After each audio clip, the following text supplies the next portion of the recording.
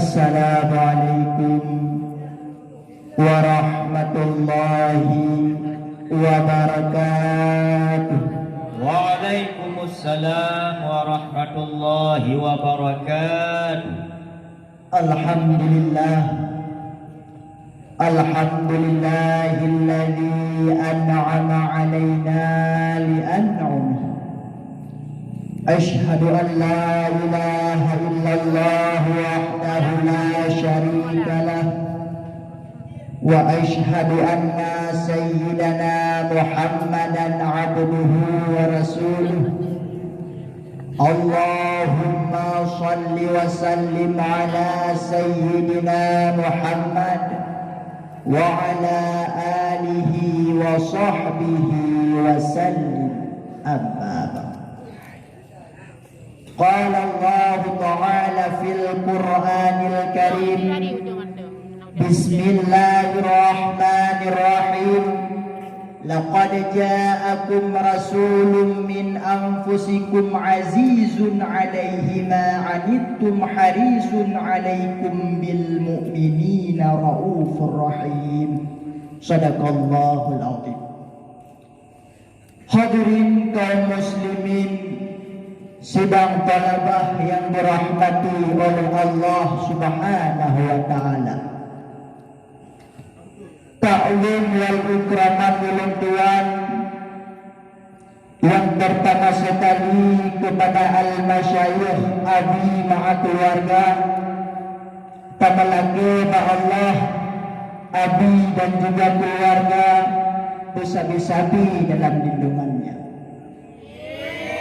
Ta'lim wal ikraman ulun tuan kepada seluruh staf Dewan Guru yang telah sudi kiranya nepurno ketanyo sampai ufuk dalam agama. Penghormatan ulun tuan kepada seluruh talabah-talabah yang manteng bernaung bak tempat yang sangat kedenyo cintainya. Dan yang paling saya hormati kepada Dewan Hakim yang sedang menilai kami dengan seadil-adilnya. Hadirin kaum muslimin sedang pendengar Dewan Hakim yang mulia. Berbicara soal cinta artinya kita berbicara soal rasa. Perasaan manusia kepada yang lain akan menumbuhkan kesetiaan dan keindahan. Sehingga kesetiaan dan keindahan bisa kita ukur dari seberapa kuat rasa cinta yang ada dalam hatinya. Seorang mufassir cinta pernah berkata, al-uyun tansa man tara. Mata akan lupa kepada siapa yang ia lihat, walakinnal qulub la tansa man tuhib. Akan tetapi hati tidak akan pernah lupa kepada siapa yang ia cintai. Kadar ukuran daripada cinta bisa kita ukur dari seberapa besar pengorbanan yang ia perjuangkan. Sebesar apapun pengorbanan kita manusia, namun masih diragukan kesucian cintanya. Oleh karena itu, pada pertemuan kali ini, izinkan Al-Fakir untuk menyampaikan ungkapan cinta yang tidak pernah diragukan kesuciannya, yang dimiliki oleh seorang insan yang paling agung, yang namanya menggema di seluruh penjuru dunia. Syarahan ini bertemakan mahabbah Rasulullah Sallallahu Alaihi Wasallam kepada umatnya.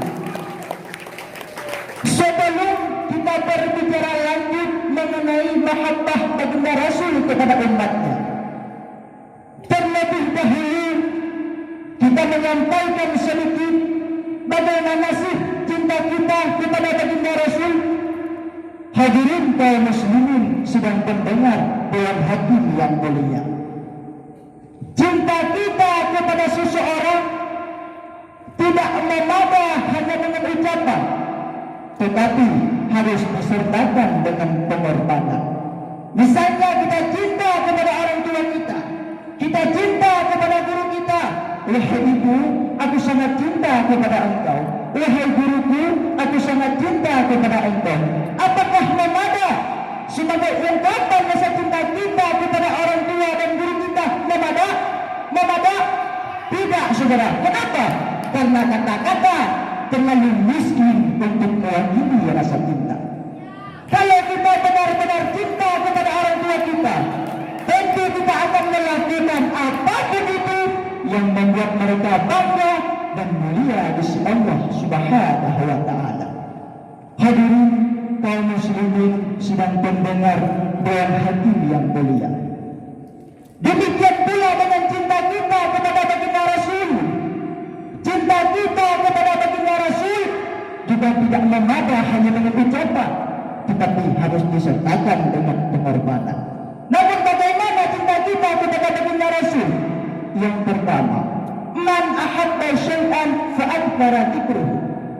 Barang siapa yang mencintai sesuatu, maka banyak mengenai sesuatu. Kalau kita cinta kepada baginda Rasul, tentu kita banyak menyebutnya. Apa realitasnya? Apa pemakaiannya? Memperbanyak selawat kepada Rasulullah Sallallahu Alaihi Wasallam. Itu yang pertama. Yang kedua, cinta kepada baginda Rasul. Biasanya orang yang mencintai itu menjaga peninggalannya. Kita punya orang tua dan ada warisan. Tentu kita jaga dan kita pelihara warisannya dengan sebaik-baiknya. Demikian pula dengan baginda Rasul. Tetapi baginda Rasul tidak meninggalkan kepada kita kebun yang luas, tidak meninggalkan kepada kita harta yang melimpah, tetapi yang beliau tinggalkan kepada kita untuk kita jaga dan kita pelihara bersama-sama. Apa yang beliau tinggalkan? Terdapat dalam hadis yang dikutip dari Bakir bin Abdullah yang diriwayatkan oleh Imam Ibnu Abdul Bar, yang berbunyi, taraktu fikum amraini lan tudillu ma tamassaktum bihima. Telah kutinggalkan pada kalian semua dua perkara yang tidak akan sesat kalian semua selama kalian semua berpegang teguh dengan keduanya. Kitabullah wa sunnatun Nabi, Al-Quran dan sunnah baginda Rasul. Warisan yang ketiga yang beliau tinggalkan kepada kita terdapat dalam hadis yang diriwayat oleh Imam Tirmizi yang berbunyi, innal ulama warasatul anbiya. Sesungguhnya para alim ulama adalah pewaris para nabi-nabi. Kalau demikian, warisan yang beliau tinggalkan kepada kita tiga: Al-Quran, sunnah dan para alim ulama. Inilah warisan yang perlu kita jaga. Inilah warisan yang perlu kita pelihara. Warisan yang kita laksanakan dan terjemahkan dalam kehidupan kita. Mari kita lihat. Warisan yang pertama, Al-Quran, kitab suci kita orang Islam. Bagaimana cara kita menjaga warisan yang bernama Al-Quran itu? Yang pertama, usahakanlah agar membaca Al-Quran menjadi salah satu hobi dalam kehidupan kita. Dikarenakan orang mukmin yang tidak membaca Al-Quran, Rasulullah Sallallahu Alaihi Wasallam bersabda yang diriwayatkan oleh Imam Bukhari Muslim yang berbunyi, "Mathalul mu'minul ladzi la yuqra'ul Qur'ana kama tamarati la riyahulaha wa ta'amuha hulul." Perumpamaan orang-orang mukmin yang tidak membaca Al-Quran adalah seperti buah kurma yang tidak berbau harum tetapi rasanya manis. Setelah membaca Al-Quran, mari kita tingkatkan kepada tahapan yang kedua, yaitu mencoba memahami isinya lewat segala kesempatan yang memungkinkan, entah dengan jalan mengaji, berdiskusi, tukar pikiran, banyak membaca. Ini cara kita menjaga warisan yang bernama Al-Quran. Yang kedua, sunnah. Di antara fungsinya adalah menjelaskan perkara-perkara yang tidak dijelaskan dalam Al-Quran. Misalnya Al-Quran mengatakan aqimus shalah, kerjakan salat. Bagaimana cara salat? Tidak ada dalam Al-Quran. Yang menjelaskan itu semua sunnah. Namun untuk memahami melalui warisan yang ketiga, para alim ulama. Percaya atau tidak, diakui atau tidak, kita berikan jasa pada para alim ulama.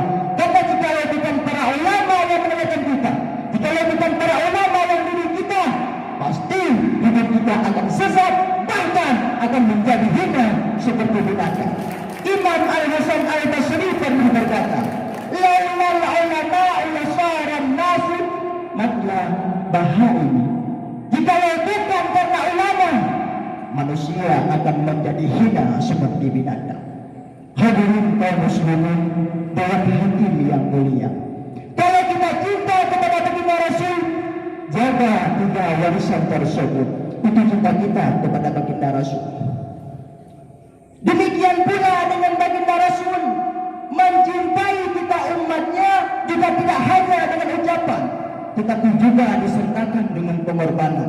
Namun bagaimana cinta Rasul kepada kita umatnya? Bukti yang pertama, bahwa hidup beliau miskin. Malahan ada satu doa yang sering beliau bacakan. Doa ini diriwayat oleh Imam Tirmizi yang berbunyi, Allahumma ahyini miskinan. Ya Allah, hidupkan saya dalam keadaan miskin. Wa amitni miskinan, dan matikan saya dalam keadaan miskin. Wahsyurni fi zumratil masakin yaumal qiyamah, dan perkumpulkan saya di yaumul qiyamah bersama orang-orang miskin. Menurut sejarah, rumah beliau kecil, tidurnya di atas pelepah daun kurma, sarapan paginya segelas air zam-zam sepotong roti, terkadang 3 butir kurma. Di tengah kemiskinannya, Allah Subhanahu wa taala pernah menantang beliau dengan firman-Nya dalam surah At-Duha yang berbunyi, "Wa lasawfa yu'tika rabbuka fatarda." Allah Subhanahu wa taala akan memberikan kepadamu, wahai Muhammad, apa saja yang menyenangkan hatimu. Apa yang kami mau, ngomong saja, Allah berikan. Jikalau engkau kepengen kekuasaan yang luas, kami angkat engkau menjadi raja di raja. Jikalau engkau kepengen kaya, jabal Uhud sanggup menjadi emas. Ditawarkan semacam itu, baginda Rasul menjawab, Ilam ya Rab, la arda wa la ridin min ummati finnah. Kalau memang demikian ya Allah, apapun saja yang diberikan kepada saya, berikanlah saya kekuasaan yang luas, berikanlah saya emas sebesar jabal Uhud, berikanlah saya kekayaan yang tidak ternilai sekalipun, seluruhnya tidak akan menyenangkan hati saya selama saya mendengar satu saja umatku masih ada dalam neraka. Bukti yang kedua, ketika beliau hendak wafat, Allah Subhanahu wa taala memerintahkan malaikat Israel, ya Israel, tolong kau pergi ke alam bumi, cabut nyawa kekasihku Muhammad. Lalu malaikat Israel pergi ke baginda Rasul dengan bentuk manusia. Ya Muhammad, Allah Subhanahu wa taala memerintahkanku untuk mencabut nyawamu bila engkau izinkan. Mendengar ini baginda Rasul bertanya kepada malaikat Jibril, ya Jibril, apa kabar gembira kepadaku hari ini? Jibril menjawab, Allah Subhanahu wa taala telah memberikan fasilitas kepadamu. Pintu langit terbuka, para malaikat berbaris menunggu kedatangan ruhmu yang suci. Alhamdulillah. Lalu bagaimana dengan keadaan umatku ya Jibril? Tenang ya Rasulullah. Allah Subhanahu wa taala juga telah memberikan fasilitas kepada umatmu. Kata Allah, inni haramtul jannata ala sa'iril umat hatta tadkhulaha ummatuka. Surga aku haramkan kepada seluruh umat kecuali umatmu wahai Muhammad telah masuk ke dalamnya. Hadirin kaum muslimin sedang pendengar doa hakim yang mulia. Alhasil atau kesimpulan yang dapat kita simpulkan dari syarahan singkat tadi, cinta kita kepada seseorang tidak memada hanya dengan ucapan, tetapi harus disertakan dengan perbuatan. Kalau memang kita cinta kepada baginda Rasul, maka perbanyaklah selawat kepadanya, jaga 3 warisannya, Al-Quran, Sunnah, dan para alim ulama. Demikian juga dengan baginda Rasul, mencintai kita umatnya juga tidak hanya dengan ucapan, tetapi beliau mengorbankan jiwanya. Salah satu cinta beliau kepada kita umatnya, beliau rela miskin demi kita umatnya. Mungkin hanya keenggal yang dapat dulu Tuhan sampaikan, di mana kadang terdapat kekurangan dan kesalahan. Nyo ulun Tuhan lagi maaf. Usikum wa iyaya bitaqwallah. Hadani Allah wa ikum ajma'in. Assalamualaikum warahmatullahi wabarakatuh.